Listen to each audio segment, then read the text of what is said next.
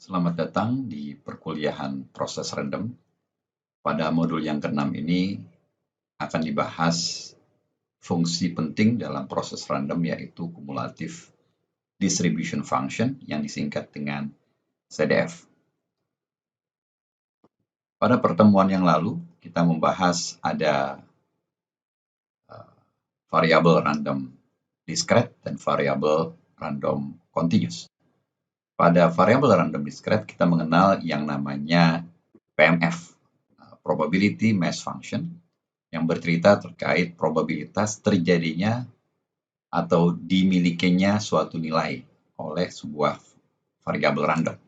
Misalnya di gambar yang kecil ini ditunjukkan sebuah distribusi variabel random discrete yang diberikan secara lengkap dan unik dengan bantuan probability mass function atau PMF-nya. PMF bercerita terkait probabilitas dari sebuah variabel random untuk memiliki suatu nilai tertentu. Misalnya, untuk memiliki nilai X sama dengan 0, probabilitasnya sebesar ini. Untuk memiliki nilai X sama dengan 1, probabilitasnya lebih tinggi. Demikian juga untuk nilai lainnya. Jadi PMF menggambarkan suatu variabel random secara lengkap. CDF atau cumulative distribution function didefinisikan sebagai berikut. CDF pada suatu nilai X adalah seluruh probabilitas yang dimiliki oleh variabel random tersebut untuk memiliki nilai lebih kecil sama dengan X. Misalnya, jika kita ingin menghitung CDF dari variabel random yang diberikan oleh gambar ini, pada nilai X sama dengan 2, maka kita harus menghitung seluruh probabilitas terjadinya nilai X lebih kecil sama dengan 2. Jadi secara matematis, kita akan menjumlahkan seluruh probabilitas dari mulai X sama dengan 2, X sama dengan 1, X sama dengan 0, dan seluruh X yang bernilai negatif. Jadi secara matematis, CDF bisa dihitung dari PMF dengan menjumlahkan. Bagaimana halnya dengan variabel random continuous? Pada variabel random continuous, kita tidak memiliki PMF, tapi kita memiliki suatu fungsi distribusi atau fungsi kerapatan distribusi yang continuous seperti yang ditunjukkan pada gambar ini. Fungsi ini dinamakan probability density function atau PDF. Seperti yang Anda lihat di sini, jika kita ingin menghitung probabilitas, maka kita bukan menjumlahkan, tetapi kita mengintegralkan. Sesuai dengan definisi dari CDF pada slide yang lalu, CDF pada posisi X adalah seluruh probabilitas yang dimiliki oleh variabel random tersebut untuk nilai X lebih kecil sama dengan dari X kecil. Merujuk pada gambar yang ada di samping ini, maka CDF adalah wilayah yang diarsir. Artinya kita akan mengintegralkan PDF dari minus tak hingga sampai dengan nilai X.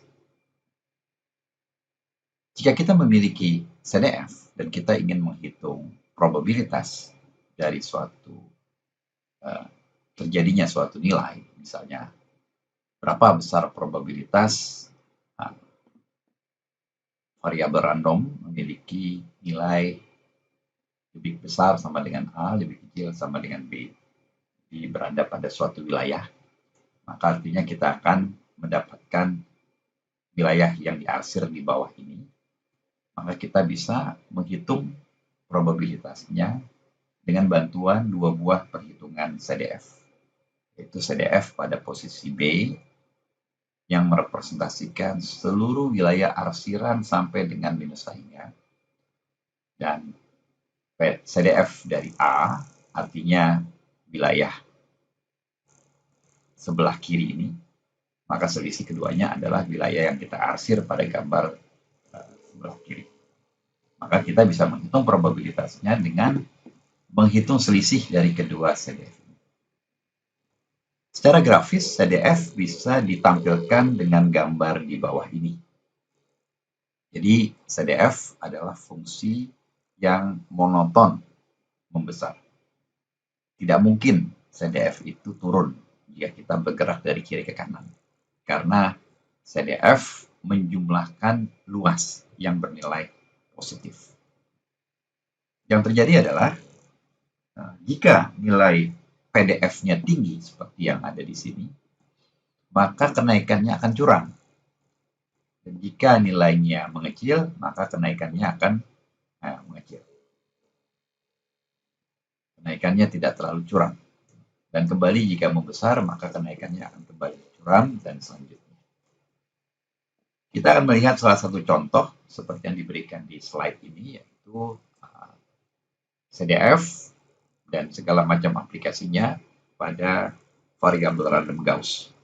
Variabel random Gauss adalah suatu kejadian random yang terjadi di alam yang sering kita temui. Ada banyak sekali kejadian-kejadian random yang bisa dikuantifikasi atau digambarkan dengan bantuan distribusi Gauss. Disebut juga sebagai distribusi normal. Jadi jika Anda memiliki suatu variabel random X yang bisa digambarkan dengan bantuan distribusi normal, maka kita bisa menuliskan sebagai berikut. N dari M dan sigma kuadrat. Ini adalah dua besaran karakteristik yang menggambarkan distribusi normal tersebut. M adalah nilai rata-rata dan sigma adalah standar deviasi, artinya sigma kuadrat itu varians. PDF dari distribusi normal diberikan dengan statement sebagai berikut ini. Anda bisa melihat secara grafis bahwa pada posisi X sama dengan M, nilainya maksimum. Ini adalah nilai tertinggi yang dimiliki, yaitu pada saat X memiliki nilai rata-rata. Kiri dan ke kanan, PDF-nya mengecil secara cepat, tergantung dari sigma yang kita miliki. Jika sigma bernilai besar, maka standar deviasinya juga besar, maka fungsi ini akan melebar. Sebaliknya jika sigma itu kecil, maka fungsi lonceng ini juga akan makin menyempit, tetapi ketinggiannya akan makin membesar. Bagaimana CDF dari distribusi normal? Sesuai dengan definisi, adalah integral dari minus tahingga sampai plus tahingga.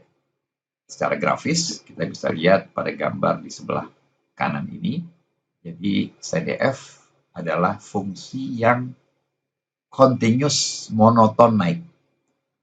Seperti yang tadi saya katakan, pada saat nilai PDF-nya tinggi, maka pembesaran dari CDF itu sangat curam. Tapi pada saat PDF-nya rendah, CDF akan membesar dengan perbesaran yang lambat atau fungsinya agak landai di sini dan di sebelah sini. Integral ini tidak bisa dihitung secara analitis.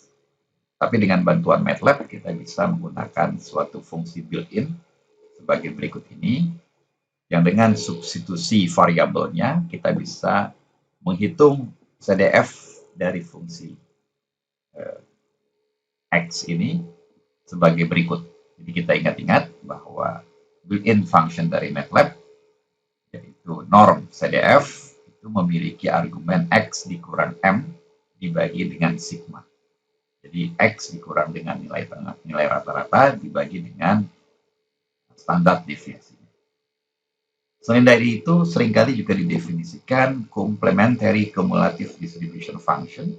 Jadi yang komplementer, tadi yang kita ketahui bahwa CDF itu dihitung dari minus tahingga sampai X. Nah, maka kalau kita hitung dari X sampai plus tahingga, itu adalah fungsi komplementarinya atau Q. Sehingga jika kita jumlahkan keduanya, Q ditambah V, itu hasilnya harus sama dengan 1. Kita lihat contoh berikut ini. Ini terkait dengan sistem komunikasi, mungkin sistem komunikasi yang wireless, yang berbasiskan pada teknologi digital. Jadi jika kita mendapatkan atau menerima suatu sinyal digital dari tempat lain, maka kita mendapatkan suatu nilai energi atau daya yang sangat kecil. Nah, ini adalah receive power yang biasanya sangat kecil, tetapi sangat penting untuk mendapatkan proses komunikasi atau penerimaan yang baik. Nah, proses penerimaan yang baik itu ditandai dengan suatu besaran yang namanya probabilitas bit error atau istilah teknisnya bit error rate (BER). Nah, bit error rate ini harus kecil.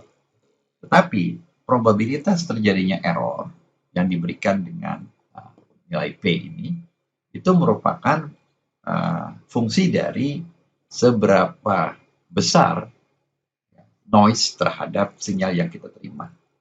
Jadi, jika noise-nya itu lebih besar dari suatu daya yang kita terima tadi, yang mana noise ini bisa kita gambarkan sebagai distribusi normal ya, dengan nilai tengah 0 dan dengan daya noise itu sigma square, maka kita bisa mendapatkan nilai BER ya, yang besar juga ya, jika noise-nya besar.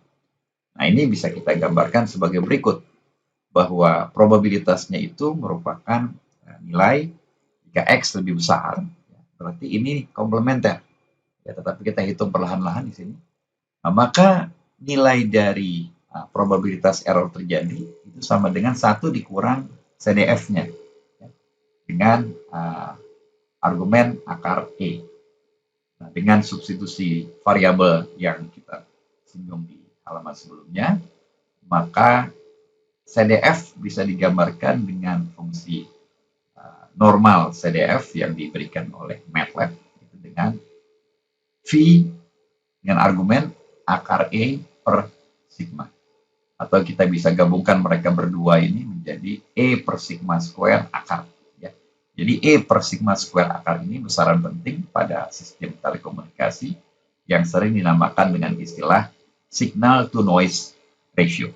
Jadi perbandingan antara daya sinyal dengan daya noise. Dan seringkali diberikan nanti dalam bentuk dB, artinya kita harus menghitung bentuk linearnya. Nah, ini sama dengan komplementer CDF atau Q dengan argumen akar dari SNR. Sehingga kita ketahui di sini jika SNR-nya membesar, maka probabilitas errornya akan mengecil. Jadi target kita adalah memperbesar ini atau memperbesar CCDF. Artinya kita akan memperkecil nilai errornya. Baik. Sehingga pada sistem komunikasi itu untuk memperbaiki kinerja kemungkinannya ada dua, yaitu memperbesar SNR. Artinya memperbesar daya atau memperkecil sigma. Memperbesar daya itu bisa kita lakukan dengan memperbesar daya pancar atau meletakkan antena yang gainnya tinggi sebagai antena penerima dan mengarahkan ke arah pemancar tersebut atau ke arah sinyal data. Atau kita memperkecil sigma square, artinya kita harus menggunakan amplifier low noise. Contoh berikut akan memberikan gambaran kuantitatif terhadap pembahasan tadi. Ya. Pertanyaannya adalah jika kita memiliki SNR sama dengan 6 dB, berapa BER-nya? Sesuai dengan rumus tadi bahwa BER-nya itu ditentukan dengan akar dari SNR. Yang kita bisa dapati di sini, karena SNR-nya dalam desibel, kita akan ubah dulu dengan rumus ini untuk mendapatkan SNR dalam linear. Ya, sehingga dengan perhitungan sederhana kita dapati SNR dalam linear itu nilainya sekitar 4. Kemudian akarnya sekitar 2. Sehingga kita bisa dapati dari tabel di sini, untuk argumen sama dengan 2, kita mendapati BER-nya itu 0,0228. Apa artinya 0,0228? Artinya dari 10.000 bit yang dikirim terdapat 228 bit yang error. Bagaimana seandainya jika saya ingin memperkecil bit yang error? Artinya kita harus menuju ke arah bawah ini. Misalnya di sini, itu bit yang error 1 buah dari 10.000 yang dikirim. Oleh sebab itu kita harus memiliki X sama dengan 3,8 Artinya, kalau kita kuadratkan 3,8 kuadrat, kita akan mendapatkan SNR yang diinginkan. Demikian perkuliahan kita pada pertemuan ke-6 ini. Terima kasih